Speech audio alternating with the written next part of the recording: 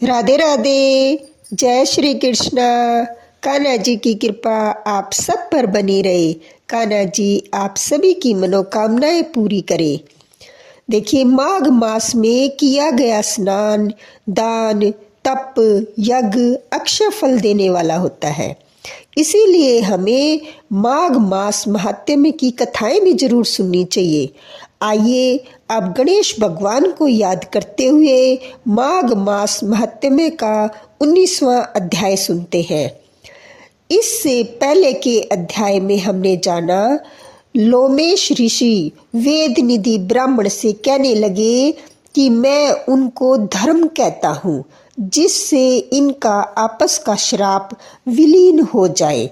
वेद निधि कहने लगे कि हे महर्षि, धर्म को जल्दी ही कहिए क्योंकि श्राप की अग्नि बड़ी दुखकारक होती है। लोमेश ऋषि जी कहने लगे कि यह सब मेरे साथ नियम पूर्वक माघ स्नान करे, अंत में यह श्राप से छूट जाएंगे, मेरा यह निश्चय है। शुभ तीर्थ में माघ स्नान करने से शाप का फल नष्ट हो जाता है। 7 जन्मों के पाप तथा इस जन्म के पाप माघ में तीर्थ स्थान पर स्नान करने से नष्ट हो जाते हैं। इस अशुद्ध में स्नान करने से अवश्य ही मोक्ष की प्राप्ति होती है। राजसूय और अश्वमेघ यज्ञ से भी अधिक फल माघ मास स्नान से होता है। अतएव संपूर्ण पापों का सहज में ही नाश करने वाला माघ स्नान क्यों न किया जाए। लोमेश जी कहने लगे कि पूर्व काल में अवंती देश में वीरसेन नाम का एक राजा था। उसने नर्मदा के किनारे राजसूय यज्ञ किया और अश्वमेघ यज्ञ भी किए, जिसके खंबे सोने के बनवाए गए। ब्राह्मणों को अन्न का बहुत सा दान दिया और बहुत सी गौएं, सुंदर वस्त्र और सोने के आभूषण से युक्त दान करने वाला था।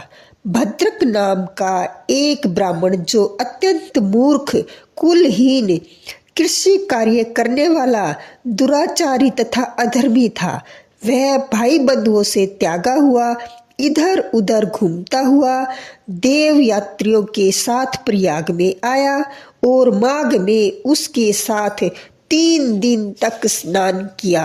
वह 3 दिन में ही निष्पाप हो गया।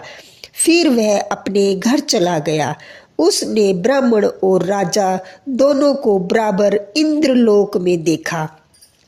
तेज, रूप, बल, स्त्री, वस्त्र और आभूषणों में दोनों समान थे।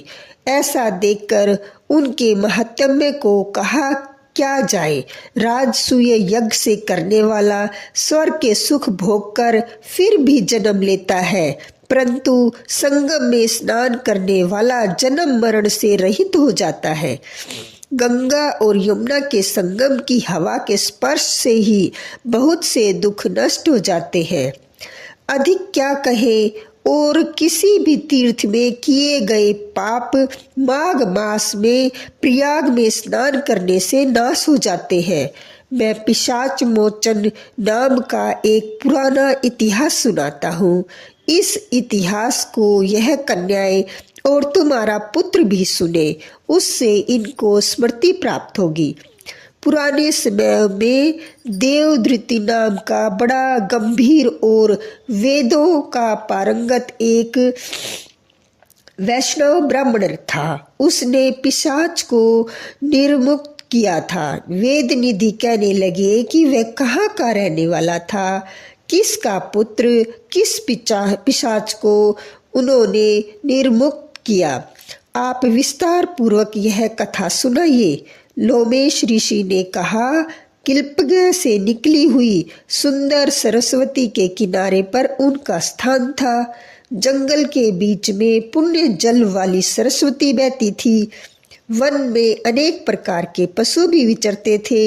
उस ब्राह्मण के श्राप के भय से पवन भी बहुत सुंदर चलती थी तथा समय पर वर्षा भी बरसती थी और वह वन चैत्र रथ के समान था। उस जगह आश्रम में धर्मात्मा देवदूती रहता था। उसके पिता का नाम सुमित्र था और वह लक्ष्मी के वरदान से उत्पन्न हुआ था। वह सदैव आत्मा को स्थिर रखता, गर्मी में अपने नेत्र सूर्य की तरह रखता, वर्षा में खुली जगह पर तपस्या करता, हेमंत ऋतु में सारस्वत सरोवर में बैठता और त्रिकाल संध्या करता। जितेंद्रिय और सत्यवादी भी था, जिससे आप गिरे हुए फल और पत्तियों का भोजन करता था। इससे शरीर सूख कर केवल हड्डी मात्र रह गई थी। इस प्रकार उसको तप करते हुए वहां पर 1000 वर्ष बीत गए। तप के प्रभाव से उसका शरीर अग्नि के समान प्रज्वलित था। विष्णु की प्रसन्नता से ही वह सब कर्म करता था। दधिति ऋषि के वरदान से ही वह श्रेष्ठ वैष्णव हुआ था। एक समय उस ब्राह्मण ने बैसाख महीने की एकादशी को हरि की पूजा कर उनकी सुंदर स्तुति और विनती करी। उनकी विनती सुनकर भगवान उसी समय गरुड़ पर चढ़कर उसके पास आए। चतुर्भुज, विशाल नेत्र, मेघ जैसा स्वरूप, भगवान को स्पष्ट देखकर प्रसन्नता के मारे उसकी आंखों में आंसू भर आए और कृतज्ञ होकर भगवान को प्रणाम किया।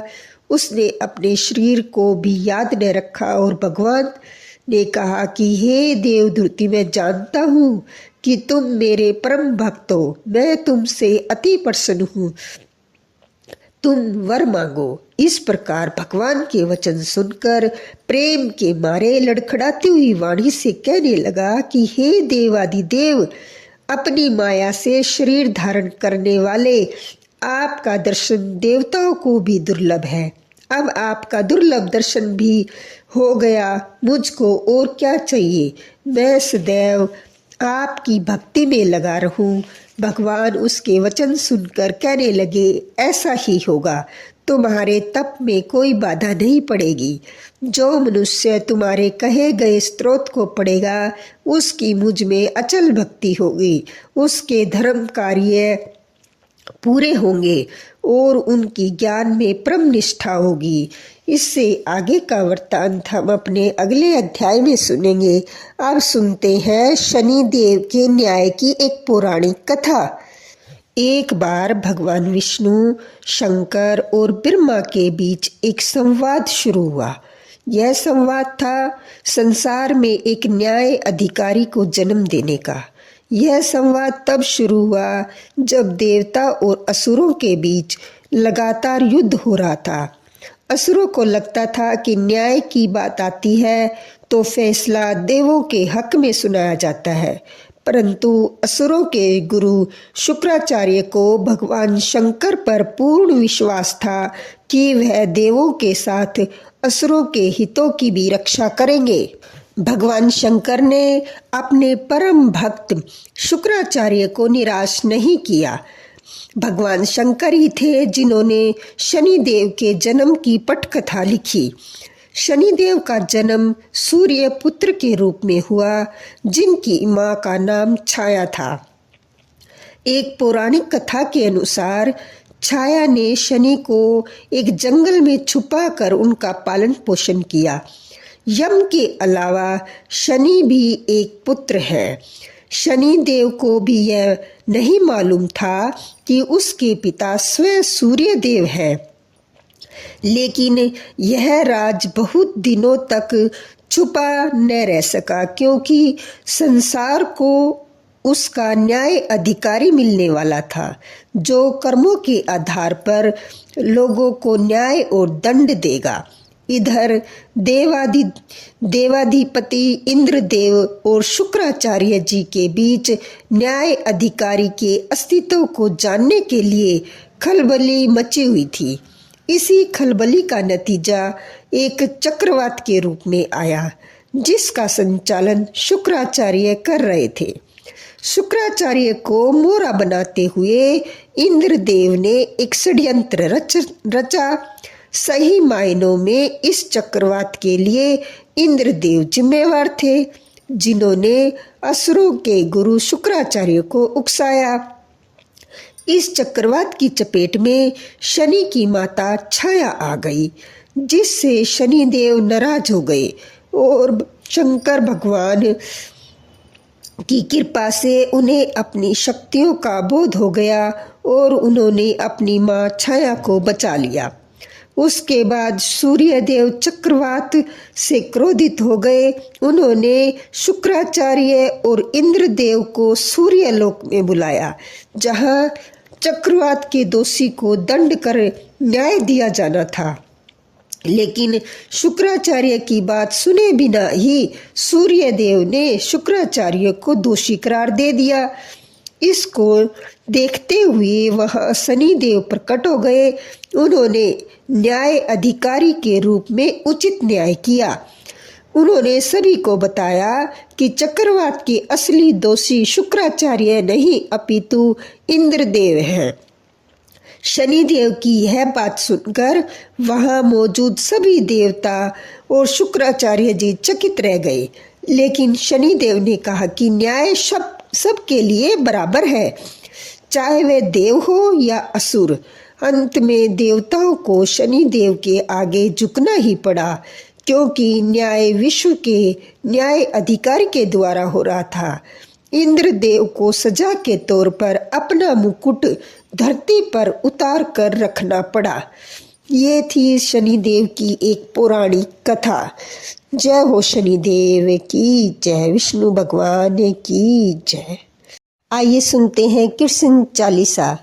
बंसी शोभित कर मधुर, नील जलद तन श्याम, अरुण अधर जनु बिंफल, नयन कमल अभिराम, पूर्ण इंद्र अरविंद मुख, पीतांबर शुभ साज, जय मनमोहन मदन छवि, कृष्ण चंद्र महाराज।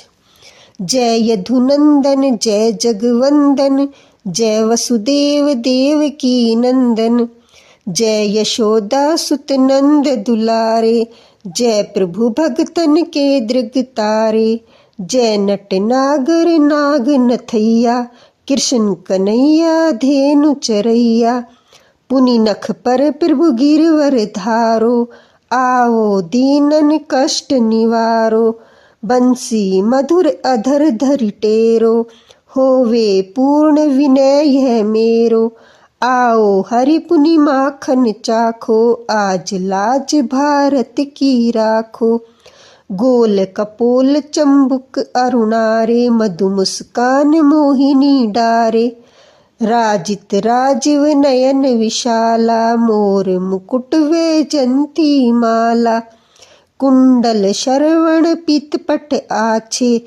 कटी कंकणी काछिन काछे, नील जलज सुंदर तनु सोहे, छवि लखी सुर नर मुनि मन मोहे, मस्तक तिलक अलक घुंघराले, आओ कृष्ण बांसुरी वाले, करी पै पान पुनि तार्यो, अका बका कागा सुर मार्यो, मधुवन जलत अग्नि जब ज्वाला, भैसी तल लख तही नंद लाला, सुरपति जब व्रज चढ़ायो रिसाई, मूसर धार वारी वरसाई, लगत लगत व्रज चहन बहायो, गोवर्धन नख धारी बचायो, लखी यशोदा मन भ्रम अधिकाई, मुख में 14 भवन दिखाई, दुष्ट कंस अति उधम मचायो, कोटि कमल जब फूल मंगवायो,